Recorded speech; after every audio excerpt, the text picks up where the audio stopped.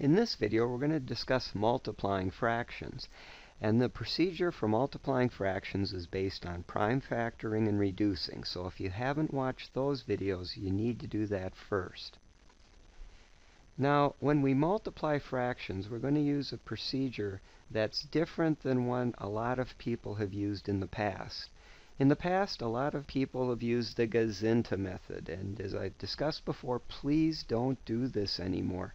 For instance, on this fraction, they'd do something like, well, 5 goes into 15 3 times, and into 25 5 times, and then 3 goes into 9 3 times, and, well, into 3 once, and 2 goes into 6, oh, wait a minute, 3 goes into 6 twice, and into 2/5.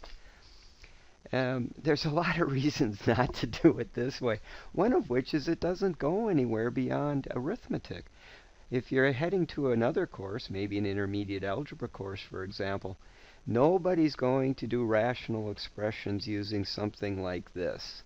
Instead, they'll be using something like this. So let me go over the procedure that does move forward into other courses well. And that's using prime factorization. If I was going to multiply these two fractions, the first thing you need to remember is you don't need a common denominator. And if you don't know what that is, don't worry about it. We'll talk about it in the videos on adding and subtracting fractions. Instead, when you multiply fractions, you simply multiply the factors in the top together, multiply the factors in the bottom together, and do any reducing. So if I'm going to multiply these two fractions, I will multiply 15 and 6, but I'm not going to first multiply and get 90 and then try to take that apart. Instead, I'm going to create a single fraction, and in the numerator I'm going to put the prime factored forms. That is, 15 is 3 and 5, and then 6 has factors 2 and 3. In the denominator, 9 has factors 3 and 3, and 25, 5 and 5. So I am multiplying the numerators together and the denominators together, but I'm doing it in factored form.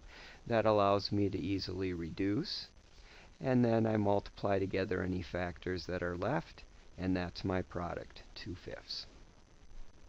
That's the technique that will move forward into the intermediate algebra, college algebra, and anywhere else you go. Try this one. Well, for me, 6 would be 2 and 3, and 25 is 5 and 5.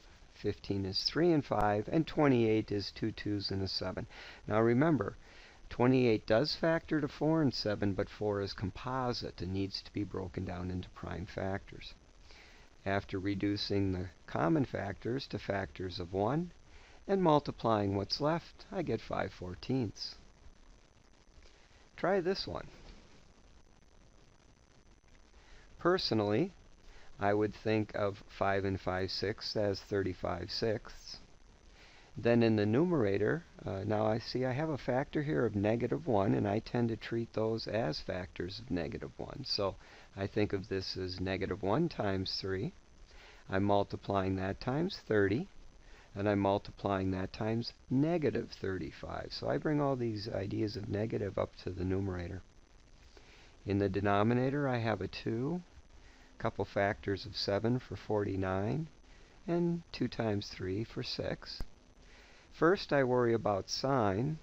Multiplying two negatives returns a positive. And then I take out the common factors. I multiply what's left, and I get 75/14. If you choose to write it as 5 and 5/14, that's fine also. Try this one. Well, in this case, the numerator would be 9 times 5 times 7. The denominator has a 3 and a 7, a couple 2s and a 7, and the 30 has factors of 6 and 5. Reduce the common factors.